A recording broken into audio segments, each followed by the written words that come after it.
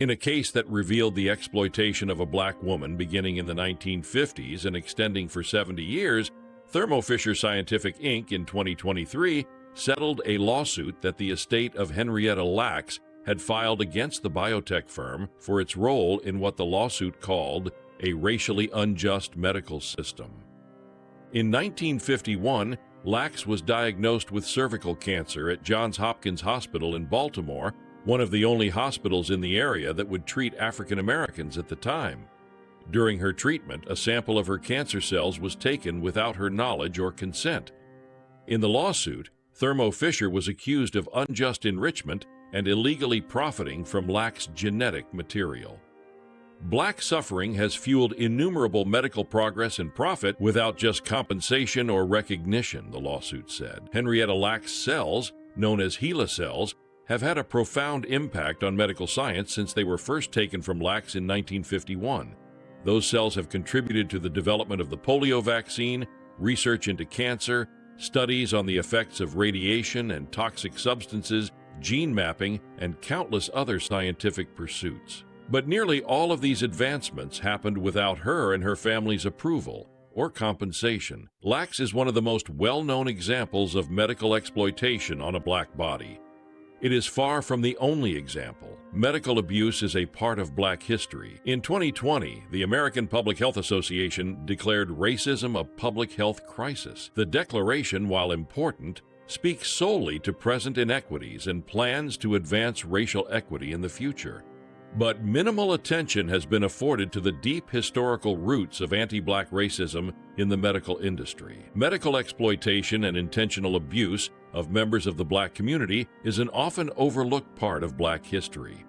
But understanding the issue is critical in order to better analyze today's mistrust of the medical profession by many in the black community. As a black scholar who uses critical approaches to study culture, communication, and health, I have my own experiences and peer-reviewed research that reveal various ways the black community experiences racism within the healthcare industry.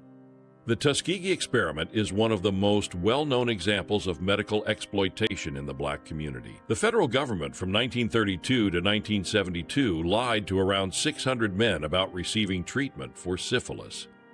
They were studying the effects of syphilis in the men, but did not in fact treat it in 399 of the men. Many are shocked to find out that the study lasted 40 years. The cautionary tale of the flawed Tuskegee experiment revolutionized how research was conducted and had various implications for the black community. But as revealed in medical ethicist Harriet A. Washington's groundbreaking book Medical Apartheid, the medical exploitation of the black community extended far beyond Tuskegee.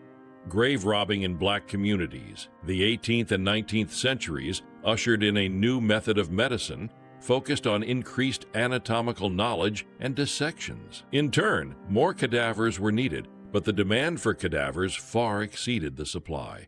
Moreover, at the time, social attitudes toward dissection and dismemberment of a corpse were not positive.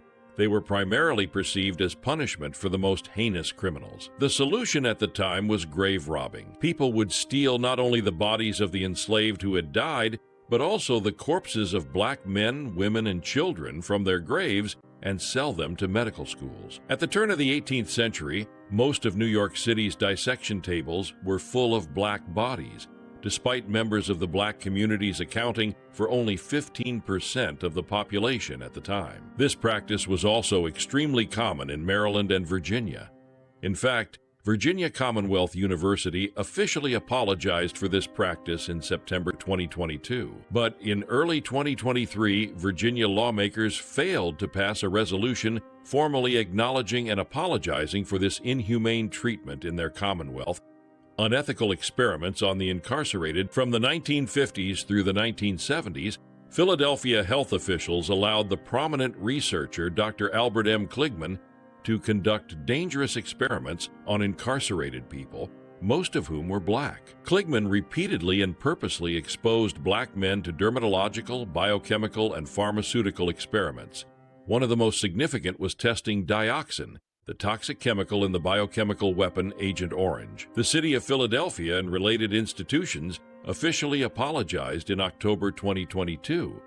But the apology does not remedy the lifelong scars and lingering health impacts from the experiments. This practice is not only a relic of the past. Incarcerated individuals in Arkansas were given a cocktail of drugs, including ivermectin, to treat COVID-19.